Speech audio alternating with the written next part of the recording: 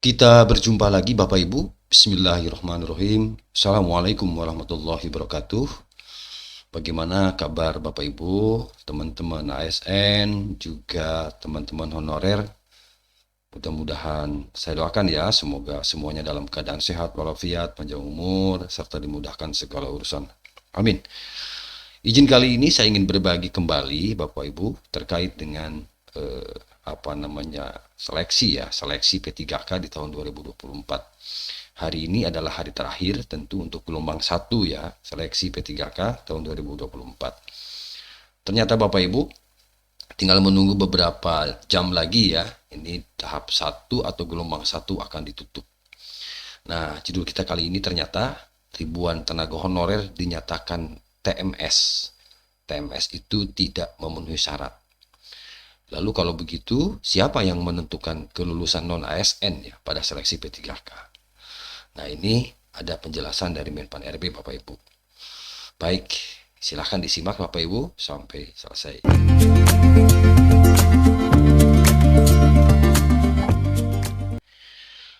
Pendaftaran seleksi pegawai pemerintah dengan perjanjian kerja atau P3K tahun 2024 gelombang 1 telah dimulai sejak 1 Oktober ya, sampai nanti ditutup tanggal 20 Oktober. Jadi hari ini, kalau saya tayang sekarang Minggu 20 Oktober, itu berarti terakhir hari ini ya untuk gelombang 1. Artinya para tenaga honorer hanya memiliki beberapa jam lagi.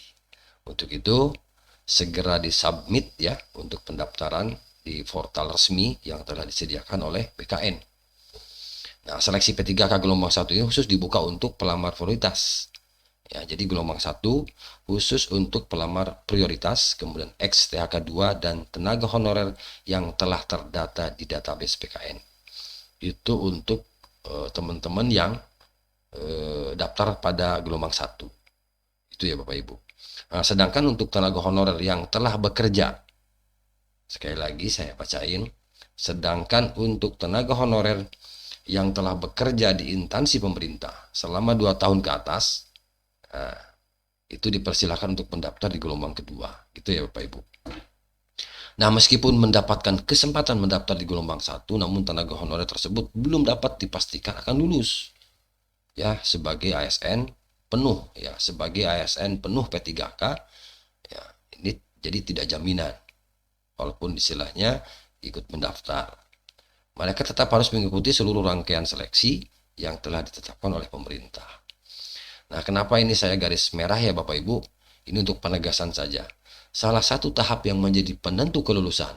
Nah, ini sesuai dengan judul kita di depan tadi, ya. Jadi salah satu tahap yang menjadi penentu kelulusan tenaga honorer menjadi ASN adalah seleksi administrasi. Jadi kalau pernyataan tidak memenuhi syarat berarti secara administrasi tidak memenuhi syarat. Itu ya. Jadi secara administrasi tidak memenuhi syarat. Maka masuk kategori TMS, tidak memenuhi syarat. Berdasarkan informasi dari Badan Kepegawaian, terdapat ribuan tenaga honorer yang telah dinyatakan TMS pada seleksi tahap 1 atau gelombang 1.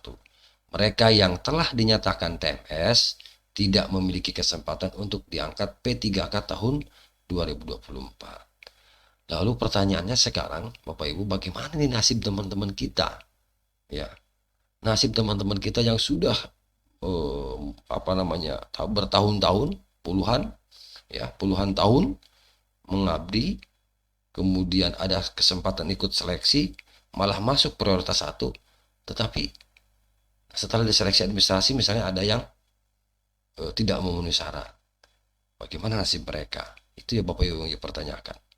Apakah mereka di PHK atau menjadi pengangguran? Nah, ini yang perlu kita cermati dan perlu tahu pemerintah ini.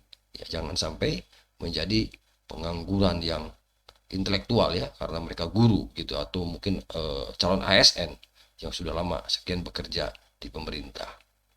Oke. Nah, sehingga bagi tenaga honorer yang belum melakukan pendaftaran diimbau untuk segera melakukan pendaftaran sebelum batas waktu yang telah ditentukan terlewat. Jadi BKN mengimbau dalam pendaftaran tersebut para tenaga honorer untuk membaca buku pedoman dan petunjuk dari instansi yang dituju.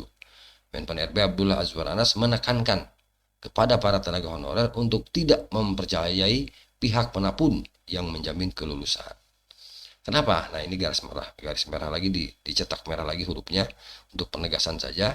Menpan RB menekankan bahwa kelulusan dalam seleksi P3K ini ditentukan oleh pribadi masing-masing pelamar dalam upaya mengikuti seluruh rangkaian tes.